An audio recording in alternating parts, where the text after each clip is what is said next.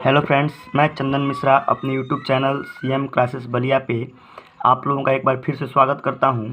आज हम लोग मैथ एनसीईआरटी क्लास 12th का चैप्टर नंबर 2 हल करने जा रहे हैं। देखिए, इसके लिए कुछ बेसिक्स रूल हैं।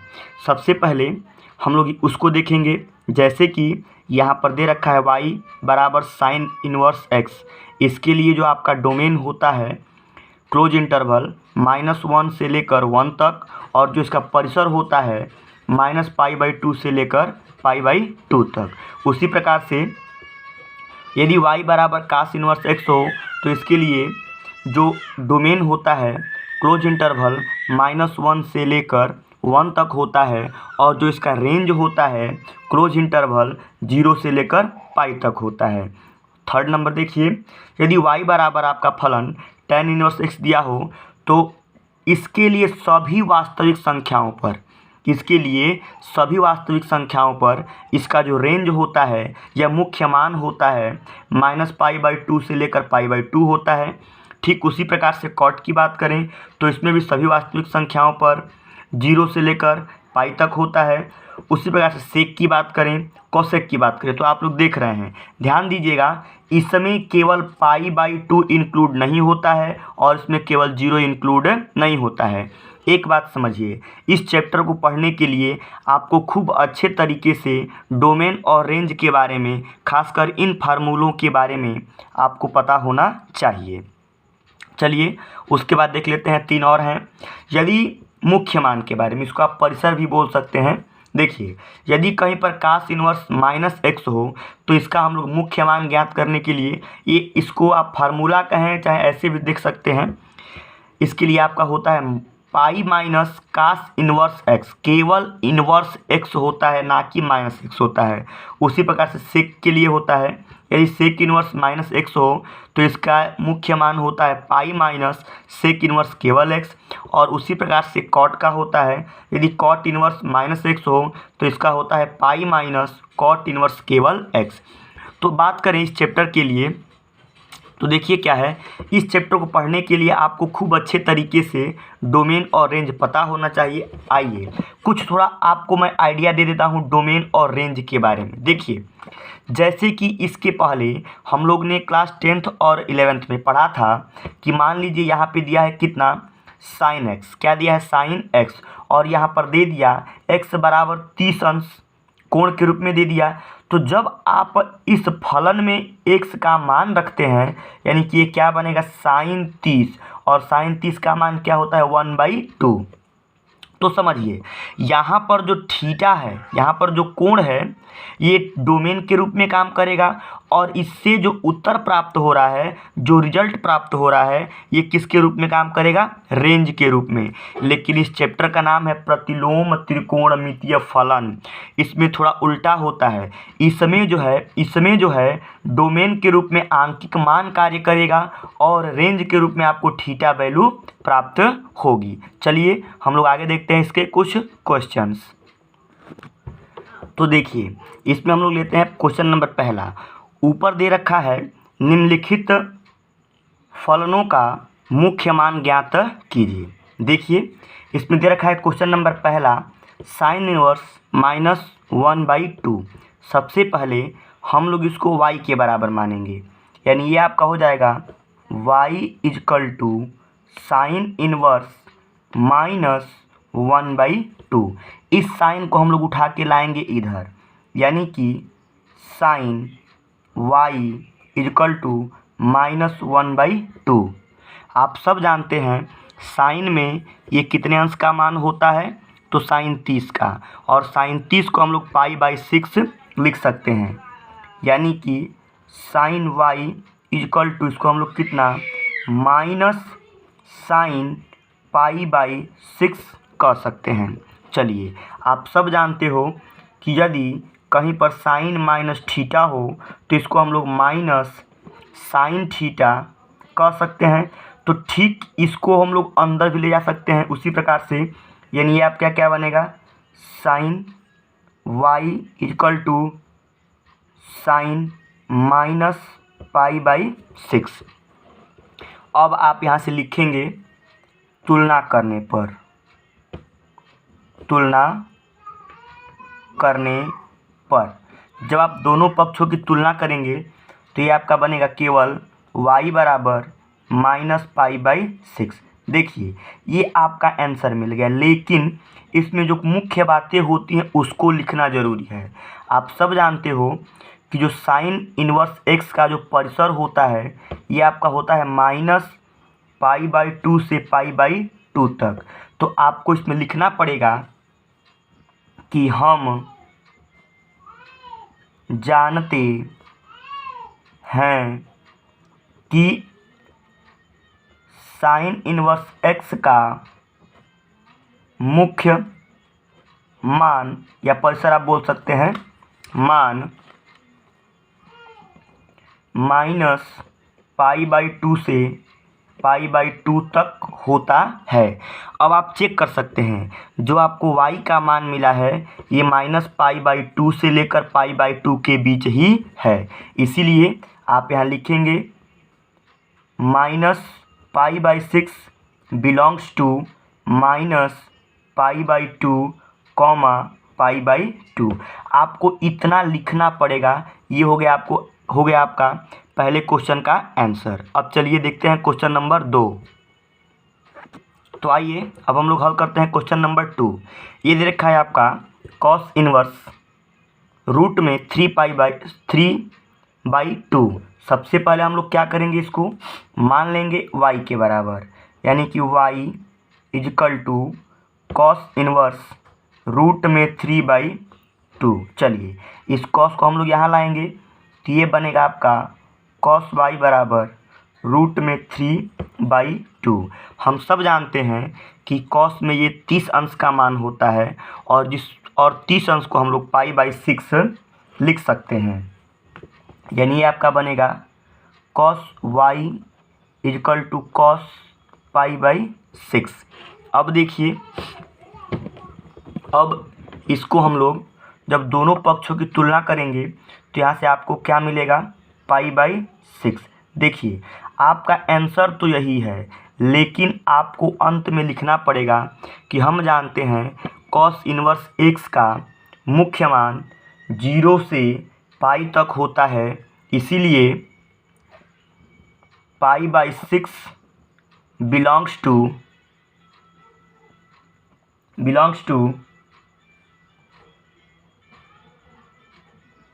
0 to π। ये आ गया आपका सेकंड क्वेश्चन का आंसर। अब देखते हैं क्वेश्चन नंबर 3। आइए अब देखते हैं क्वेश्चन नंबर 3। दे रखा है कॉसेक इनवर्स 2। तो सबसे पहले क्या करेंगे, इसको y के बराबर मान लेंगे, यानी y equal to cosec inverse 2। इस कॉसेक को हम लोग इधर लाएंगे तो ये आपका बनेगा कॉसेक y बराबर 2। आप सब जानते हो कि कॉसेक में ये कितने अंश का मान होता है, तो कॉसेक 30 अंश का, और कॉसेक 30 अंश यानी 30 अंश को हम लोग कितना π/6 लिख सकते हैं, यानी ये आपका बनेगा cosec y equal to cosec π/6। चलिए आगे देखते हैं। जब आप दोनों पक्षों की तुलना करेंगे तो आपको y बराबर क्या मिलेगा, π/6। आपका आंसर यही है, लेकिन आपको लिखना पड़ेगा कि हम जानते हैं कि कॉसेक इनवर्स x का मुख्य मान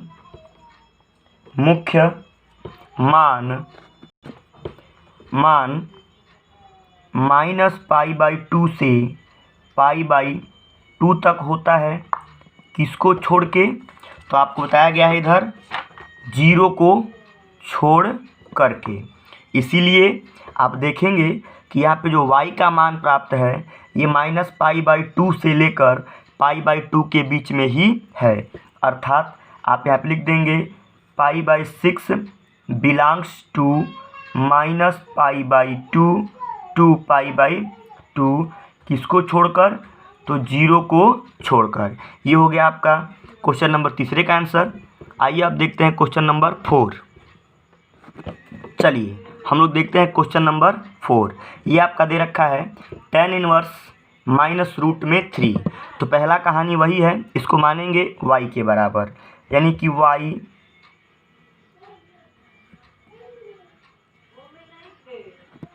तो आइए अब देखते हैं क्वेश्चन नंबर 4।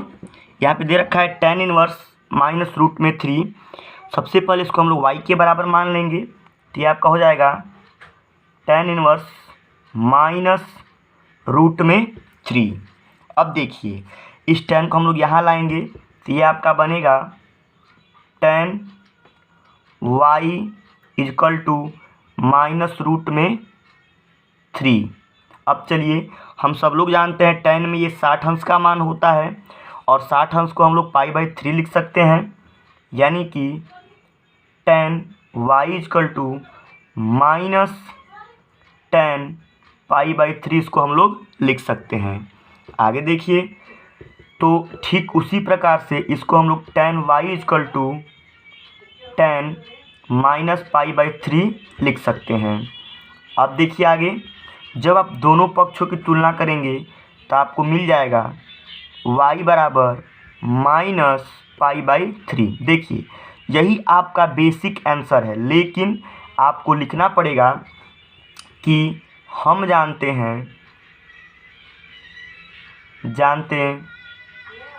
हैं कि tan इनवर्स x का मुख्य मान क्या होता है, माइनस π/2 से लेकर π/2 तक होता है। अब देखिए यहाँ पर जो आपका y का मान मिला है ये माइनस π/2 से लेकर π/2 के बीच ही है, अर्थात माइनस π/3 बिलोंग्स टू माइनस π/2 से π/2 तक।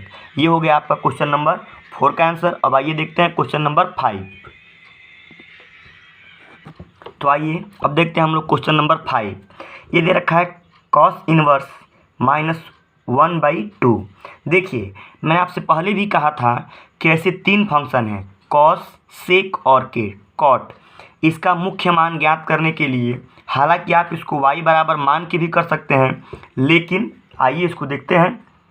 हम लोग यहाँ पे डायरेक्ट लिखते हैं मुख्य मान। तो cos इनवर्स माइनस 1/2। मैंने आपसे कहा था कि जब भी आपको कहीं पर cos इनवर्स माइनस x दिखाई दे तो इसके लिए मुख्य मान आपका होता है पाई माइनस cos इनवर्स केवल x।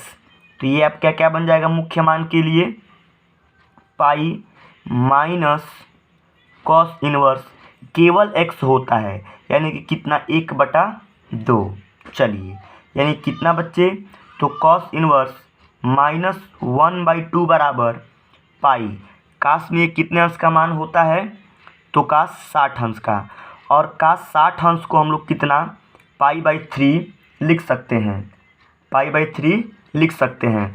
यानी कि यहाँ पे ये क्या बनेगा, cos इनवर्स cos π/3। देखिए ये cos से cos कट जाएगा, लेकिन कटाते इसको नहीं है, इसको आप तुलना करके देख सकते हैं। यानी कितना, cos इनवर्स माइनस 1/2, ये आपका बनेगा पाई माइनस π/3। यानी कि ये आपका बन जाएगा cos इनवर्स माइनस 1/2। जब आप इन दोनों का एलसीएम लेंगे तो क्या बनेगा 3।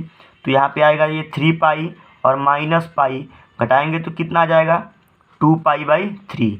यही क्या हो गया आपका cos इनवर्स माइनस 1/2 का मुख्य मान। तो आप यहाँ दिखा देंगे कि लिख लीजिए कि हम जानते हैं cos इनवर्स x का मुख्य मान क्या होता है, 0 से लेकर पाई तक। अब देखिए ये जो आपका यहाँ पे जो मुख्य मान मिला है ये 0 से लेकर पाई के बीच ही रहेगा, अर्थात लिख लीजिए, अर्थात 2π/3 बिलोंग्स टू 0 से पाई तक। ये आ गया आपके पाँचवें क्वेश्चन का आंसर। आइए अब देखते हैं क्वेश्चन नंबर 6। तो देखिए आपका क्वेश्चन नंबर 6 दे रखा है tan इनवर्स -1। फिर वही काम करेंगे, इसको हम लोग मानेंगे y के बराबर, यानी y equal to tan inverse -1। जब हम लोग tan को यहाँ पे लाएंगे तो ये आपका बनेगा tan y equal to -1। tan में कितने अंश का मान होता है? 45 अंश का। और 45 अंश को हम लोग कितना π/4 लिख सकते हैं, यानी tan y equal to -tan π/4।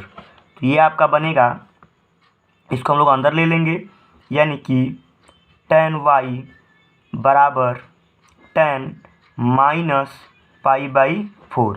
जब आप दोनों पक्षों की तुलना करेंगे तो ये आपको मिलेगा y बराबर -π/4। चलिए आपका मुख्य आंसर तो यही है, लेकिन इसमें आपको 2 लाइन हर सवाल में लिखना पड़ेगा एग्जामिनर की संतुष्टि के लिए और अपनी संतुष्टि के लिए। तो लिख लीजिए कि हम जानते हैं कि, चलिए तो आपको लिखना पड़ेगा कि हम जानते हैं कि tan इनवर्स x का मुख्य मान -π/2 से π/2 तक होता है। तो आप जब इस मान को चेक करेंगे इस मान में, तो ये जो मान है इसी के बीच में प्राप्त होगा। इसीलिए आपको लिखना पड़ेगा यहाँ पे -π/4 बिलोंग्स टू -π/2 से लेकर π/2 तक। ये हो गया आपका छठे क्वेश्चन का आंसर। आइए अब देखते हैं क्वेश्चन नंबर 7। देखिए क्वेश्चन नंबर 7 दे रखा है sec इनवर्स 2π/2/√3। चलिए फिर वही काम करेंगे, इसको y के बराबर मानेंगे, यानी कि y equal to sec inverse 2/√3। तो ये आपका हो जाएगा sec y equal to 2/√3। Sec में कितने अंश का मान होता है? 30 अंश का। और सेक 30 यानी कि 30 अंश को हम लोग π/6 लिख सकते हैं, यानी ये आपका बनेगा सेक y बराबर सेक π/6। जब आप दोनों पक्षों की तुलना करेंगे तो आपको मिलेगा y इक्वल टू π/6। चलिए आपका बेसिक आंसर तो यही है, लेकिन आप यहाँ पे लिखेंगे कि हम जानते हैं कि सेक इनवर्स x का मुख्य मान 0 से पाई होता है, लेकिन किसको छोड़कर? π/2 को छोड़कर। अब देखिए इस y के मान को आप इस मुख्य मान में चेक करेंगे तो जो π/6 है वो 0 और पाई के मध्य ही है। इसलिए आप यहाँ पे लिखेंगे कि तब π/6 बिलोंग्स टू 0 से पाई, किसको छोड़कर? π/2 को छोड़कर। ये हो गया आपका क्वेश्चन नंबर 7 का आंसर। देखिए अगला हमको क्वेश्चन दे रखा है 11। मैंने क्वेश्चन नंबर 8, 9, 10 छोड़ रखा है ताकि आप इसको खुद ट्राई करेंगे और समझेंगे कि किस प्रकार से हो रहा है। चलिए अब हम लोग देखते हैं क्वेश्चन नंबर 11। दे रखा है tan inverse 1 plus cos inverse -1/2 plus sine inverse -1/2। देखिए इस क्वेश्चन को करने का कई तरीका है, आप डायरेक्ट ही यहाँ पर हल कर सकते हैं तो आपको आंसर 2 लाइन में मिल सकता है, लेकिन आपको समझाने के लिए मैंने इसको कुछ बढ़ा दिया है, आप समझने का प्रयास करिएगा। आइए सबसे पहले इसको हम लोग इसका मुख्य मान निकालते हैं, उसके बाद इसका मुख्य मान निकालते हैं, उसके बाद इसका मुख्य मान निकालते हैं। इसको हमने मान लिया है समीकरण नंबर 1। इन तीनों का मुख्य मान निकाल के हम इसमें पुटअप करेंगे, हमारा आंसर क्या हो जाएगा? मिल जाएगा। चलिए तो इसके लिए देखते हैं, इसको मान लीजिए x equal to tan inverse 1। tan को इधर लाएंगे तो ये आपका बनेगा tan x इजकल टू 1। 10 में कितने अंश का मान होता है, तो 45 अंश का, यानी कितना, तो 10x बराबर 45 अंश को हम लोग π/4 कह सकते हैं, यानी कितना, 10 π/4। जब दोनों पक्षों की आप तुलना करेंगे तो आपको x बराबर क्या मिलेगा, π/4। देखिए पहला मिल गया। आइए उसी प्रकार से हम लोग इस कॉस वाले को हल कर लेते हैं। तो ये आपका दिया है कॉस इनवर्स -1/2। मैंने आपसे कहा था कि जब भी आपको इस प्रकार का क्वेश्चन दे तो आप इसको क्या करेंगे, pi minus direct cos inverse 1/2 करेंगे। कॉस में कितने अंश का मान होता है, तो कॉस में ये 60 अंश का मान होता है, और 60 अंश को हम लोग कितना, π/3 लिख सकते हैं, यानी कि कितना, pi minus cos inverse cos 60। Clear है। तो इसको हम लोग कितना, पाई माइनस कटा देंगे इसको, और 60 अंश को हम लोग कितना, π/3 कह सकते हैं, यानी कितना, π/3। जब इसको आप सॉल्व करेंगे तो यह आपको मिलेगा कितना, 2π/3। अब चलिए उसी प्रकार से ये हो गया कॉस इनवर्स -1/2। अब इसी प्रकार से हम लोग इस थर्ड को भी ले लेते हैं इसको, यानी इसको भी हम लोग किसके बराबर मान लेंगे, इसको y के बराबर मान लीजिए। ये आपका कितना होगा, बोलिए, साइन इनवर्स -1/2। इधर लाएंगे इसको तो कितना, sine y equal to -1/2। Sine में कितने अंश का मान होता है, 30 अंश का, और 30 अंश को हम लोग π/6 कह सकते हैं, यानी कितना, साइन y इक्वल टू इसको माइनस साइन π/6 हम लोग कह सकते हैं। अब देखिए तो यहाँ से ये आपका बनेगा साइन y, इसको अंदर ले लीजिए माइनस चिन्ह को, यानी कितना, साइन -π/6। तो आपको y बराबर क्या मिलेगा, -π/6। देखिए अब समझिए बात को, इन तीनों का मान हमने अलग अलग क्या कर लिया, निकाल लिया। अब कुछ नहीं करना है, इन तीनों के मान को हम लोग क्या करेंगे, इक्वेशन नंबर फर्स्ट में पुट करेंगे। तो करिए, इसका मान आपने निकाल लिया है, कितना है, π/4, प्लस इसका मान आपने निकाल लिया है, कितना है, 2π/3, प्लस इसका मान आपने निकाला है, कितना है, -π/6। चलिए इसको एक लाइन बढ़ा लेते हैं, तो π/4 प्लस 2π/3 प्लस माइनस क्या हो जाएगा, ये -π/6। एक बात समझिएगा, इन सबका एलसीएम हम लोग ले लेंगे। जब इन सबका हम लोग एलसीएम लेंगे तो इसका एलसीएम क्या हो जाएगा, 12। यहाँ पर आपका हो जाएगा 4×3=12, यानी कि 3π/3π, यहाँ पर 4, यानी कि यहाँ पे 8π, और यहाँ पर कितना, -2π। अब देखिए 8 3 11, 11 में से जब घटाएंगे 2 तो ये आपको क्या मिलेगा, 9π/12। जब इसको आप कटाएंगे तो ये आपको मिल जाएगा 3π/4। ये हो गया आपका क्वेश्चन नंबर 11 का आंसर। ठीक है। अब देखते हैं क्वेश्चन नंबर 12। चलिए देखते हैं क्वेश्चन नंबर 12। ये आपको दे रखा है cos inverse 1/2 plus 2 sine inverse 1/2। एकदम इजी है, देख लेते हैं। आपकी मर्जी ना हो तो इसको मान लो समीकरण नंबर फर्स्ट, इसको x मान लीजिए, इसको y मान के हल कर लीजिए। आइए इसको हल कर लेते हैं पहले। तो x equal to cos inverse 1/2, इसको इधर ला देंगे तो ये आपका बनेगा कितना, कॉस x बराबर 1/2। काश में कितने अंश का मान होता है, 60 अंश का, और 60 अंश को हम लोग π/3 कह सकते हैं। यानी कि देखिए ये आपको बन जाएगा कितना, काश x बराबर कॉस π/3। दोनों पक्षों की तुलना करेंगे तो आपको x बराबर क्या मिलेगा, π/3। x का मान मिल गया। चलिए उसी प्रकार से अब इसको हल कर लेते हैं। यहाँ देखिएगा ध्यान से, साइन इनवर्स 1/2 है, इसको हम लोग किसके बराबर मान लेंगे, y के बराबर। जब साइन को आप इधर लाएंगे तो ये आपका बन जाएगा sine y equal to 1/2। Sine में ये 30 अंश का मान है, यानी कि ये क्या बनेगा आपका, sine y equal to sine 30 को π/6 कह सकते हैं, यानी π/6 तुलना करेंगे तो y बराबर कितना आ गया, π/6। अब x और y दोनों के मान को उठा के समीकरण नंबर फर्स्ट में पुटअप कर देंगे। तो ना होता है यहाँ पे लिख लीजिए x व y का मान समीकरण फर्स्ट में रखने पर। तो देखिए, इसको आपने x माना था और इसको आपने y, तो रख लीजिए।